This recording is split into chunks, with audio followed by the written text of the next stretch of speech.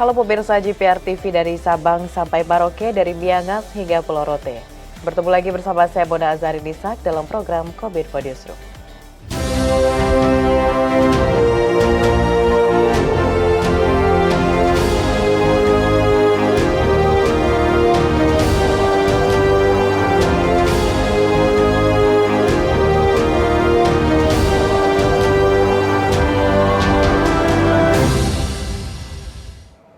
Pemirsa, kita ke informasi pertama. Dalam rangka diseminasi informasi kesiapan KTT ASEAN Summit 2023, Direktorat Pengelolaan Media Kementerian Kominfo menggelar konferensi pers bertajuk Road to KTT ASEAN. Dan pemirsa, berikut pernyataan dari Dirjen IKP Kementerian Kominfo Republik Indonesia Usman Kansong di Konferensi Road to KTT ASEAN terkait isu dan pendaftaran media di KTT ASEAN ke-43. Terima kasih.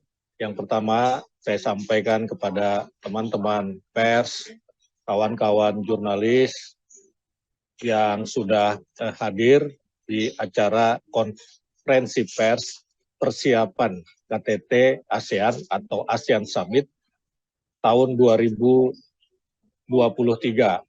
Bisa saya sampaikan beberapa hal bahwa KTT ke-43 ASEAN akan dilaksanakan pada tanggal 5 sampai 7 September 2023 di Jakarta Convention Center atau JCC.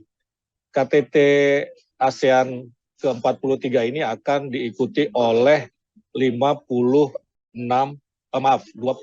negara. Selain negara-negara Asia Tenggara, beberapa negara akan bergabung dalam KTT ASEAN, antara lain Australia, Tiongkok, India, Jepang, New Zealand, Republic of Korea, Federasi Rusia, Amerika Serikat, Kanada, juga beberapa organisasi internasional, misalnya PBB atau United Nations. Di dalam KTT nanti akan dibahas beberapa tema, ya misalnya soal Code of Conduct di Laut Cina Selatan, kemudian juga Southeast Asia Nuclear Weapon Free Zone atau ASEAN FWZ, ASEAN FWZ, Southeast Asia Nuclear Weapons Free Zone. Kemudian juga ASEAN Maritime Outlook, ketahanan pangan, transisi energi, stabilitas keuangan, ASEAN Outlook on the Asia Pacific atau AOIP, kemudian juga kerjasama di Indo-Pasifik, dan tentu saja isu Myanmar. Kemudian teman-teman media dapat mengakses informasi dan update terbaru seputar rangkaian KTT ke-43 ASEAN melalui situs resmi www.asean2023.id. Pendaftaran buat teman-teman media akan dibuka mulai tanggal 5, jadi besok 5 Agustus sampai 25 Agustus 2023. Kita ke informasi berikutnya pemirsa. Presiden Joko Widodo mengapresiasi acara Lembaga Pengelola Dana Pendidikan FES dalam rangka membangun sumber daya manusia yang unggul dan berkualitas.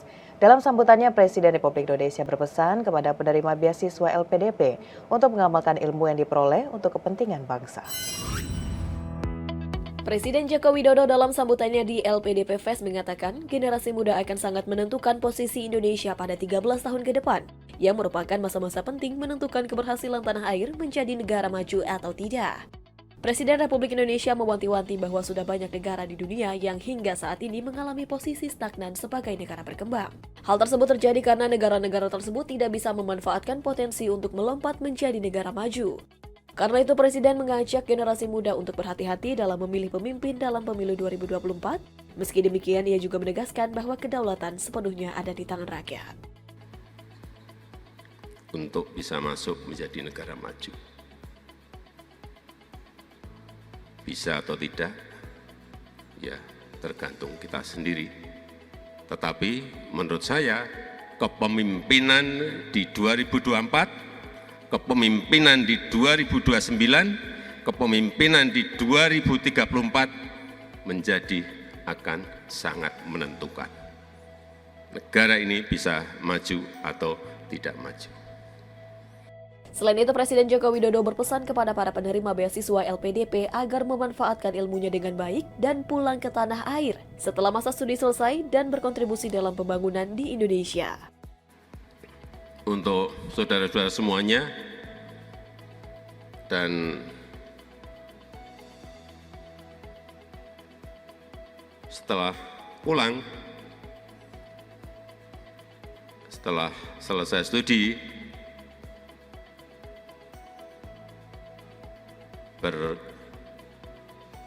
berkaryalah, ilmunya jangan diendapkan untuk diri sendiri. Di kesempatan yang sama, Menteri Keuangan Sri Mulyani menyebut dana lembaga pengelola dana pendidikan telah meningkat 138 triliun rupiah bila dibandingkan dengan dana awal pada tahun 2010 yang sebesar 1 triliun rupiah. Menko menjabarkan penerima beasiswa murni LPDP telah mencapai 40.174 orang. Seluruh penerima beasiswa LPDP tersebut melanjutkan pendidikan di berbagai perguruan tinggi favorit di seluruh dunia. Pemerintah akan memberikan relaksasi pajak terhadap barang-barang pengiriman milik pekerja migran Indonesia. Kepala Badan Pelindungan Pekerja Migran Indonesia, Beni Ramdhani, mengatakan kebijakan tersebut sudah disetujui oleh Presiden Joko Widodo.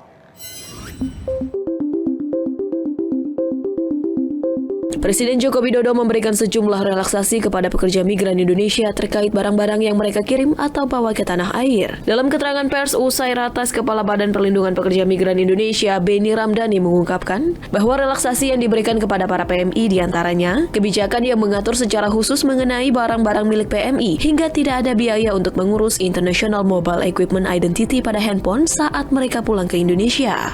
Presiden tadi menyetujui ada relaksasi terhadap barang-barang milik pekerja migran Indonesia. Misalnya nilai pajaknya relaksasi. Mereka akan diberikan nanti relaksasi sebesar 1.500 US dollar setiap tahunnya dalam 3 kali pengiriman barang. Yang kedua, Presiden setuju terkait pembebasan IMEI HP milik pekerja migran Indonesia ketika dia tiba di tanah air. Nah, kendala pekerja migran tiba di tanah air kan itu berurusan dengan IMEI HP yang harus dirubah, kemudian juga berbiaya sangat tinggi. Presiden juga setuju khusus untuk PMI dibebaskan untuk IMEI handphone milik pekerja migran Indonesia. Selain itu, Badan Perlindungan Pekerja Migran Indonesia juga telah mengusulkan pembangunan perumahan murah bersubsidi untuk pekerja migran Indonesia. Beni berharap pemerintah mendukung penuh dan membantu agar rumah murah untuk para PMI dapat segera terwujud. BP2MI tahun lalu telah mengusulkan juga pembangunan perumahan murah bersubsidi untuk pekerja migran Indonesia. Nah, Presiden merespon itu positif dan Presiden tadi menjanjikan akan segera dilakukan pembahasan dengan kementerian terkait. Ini hadiah lah untuk pekerja migran Indonesia. Informasi lainnya pemirsa, Presiden Joko Widodo pada hari ini meresmikan Jalan Tol Ciawi-Sukabumi ruas Cigombong-Cibadak sepanjang 11,9 km. Dalam sambutannya, Presiden berharap dengan adanya jalan tol ini dapat mempercepat mobilitas orang dan barang yang tentunya akan berpengaruh terhadap investasi di Jawa Barat.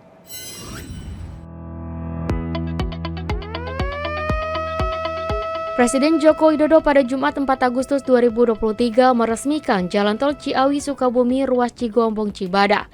Jalan tol sepanjang 11,9 km ini menelan biaya 3,2 triliun rupiah. Presiden berharap dengan adanya jalan tol ini, akses dari Jakarta menuju wilayah Sukabumi dapat ditempuh dengan lebih singkat, termasuk ke berbagai tempat wisata seperti Pelabuhan Ratu, Ciletuh, Ujung Genteng, dan Gunung Gede. Sebelum adanya jalan tol Ciawi-Sukabumi ruas Cigombong-Cibadak dari Jakarta ke Sukabumi membutuhkan waktu perjalanan selama 5 hingga 6 jam. Namun saat ini hanya membutuhkan kurang dari 2,5 jam. Selain itu, keberadaan infrastruktur ini akan mempercepat mobilitas orang dan barang yang tentunya akan berpengaruh terhadap investasi di Jawa Barat. Menurut Presiden, hingga saat ini banyak investor yang menanamkan modalnya di Jawa Barat dikarenakan banyaknya akses jalan tol yang dibangun di Jawa Barat. Ini akan mempercepat mobilitas orang, mempercepat mobilitas barang. dan juga yang berkaitan dengan investasi. Karena dari survei para investor yang ada, kenapa di Jawa Barat, Provinsi Jawa Barat menduduki ranking yang pertama untuk investasi? Alasannya yang pertama karena jalan tol yang ada di Provinsi Jawa Barat itu yang paling banyak dibangun.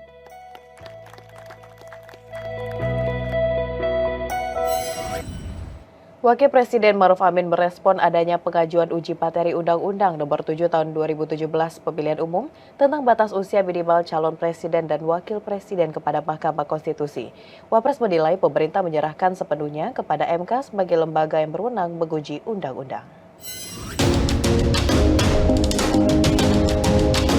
Wakil Presiden Ma'ruf Amin menyerahkan putusan syarat usia calon presiden dan wakil presiden ke Mahkamah Konstitusi yang saat ini tengah melakukan uji materi. Wapres meyakini MK akan mempertimbangkan baik dan buruknya syarat usia capres dan cawapres dari minimal 40 tahun ke 35 tahun. Wapres menilai MK merupakan lembaga yang mempunyai wewenang untuk mempertimbangkan dan membahas perubahan aturan tersebut. Karenanya Wapres memastikan pemerintah akan mengikuti putusan MK terkait dengan syarat usia capres dan cawapres. MK adalah lembaga yang mampu untuk mempertimbangkan dengan baik apakah peraturan yang tertuang dalam pasal 169 huruf Q Undang-Undang Nomor 7 Tahun 2017 tentang pemilu tersebut perlu diubah kembali atau tidak. Sebelum peraturan tersebut diberlakukan, batas usia minimum capres-cawapres awalnya memang 35 tahun. Ketentuan usia minimal 35 tahun ini berlaku pada Pilpres 2004 dan 2009 sebagaimana diatur dalam pasal 6 huruf Q Undang-Undang Nomor 23 Tahun 2003 dan pasal 5 huruf O Undang-Undang Nomor 42 Tahun 2008. Kemudian pada Pilpres berikutnya, usia minimal diubah menjadi 40 tahun. Kalau saya serahkan nanti kepada MK mempertimbangkan baik dan buruknya, ya, apakah mempertahankan di atas 40 atau misalnya membolehkan sampai ke umur 35. Saya kira kita sudah punya lembaganya untuk mempertimbangkan dan membincangkan itu Mahkamah Konstitusi. Nah, kalau misalnya Mahkamah Konstitusi memutuskan tetap atau berubah, saya kira pemerintah hanya bisa mengikuti keputusan, karena keputusan Mahkamah Konstitusi itu final dan binding, mengikat. Pemirsa, usai jeda kami akan kembali dengan informasi lainnya. Tetaplah bersama Kominfo Newsroom.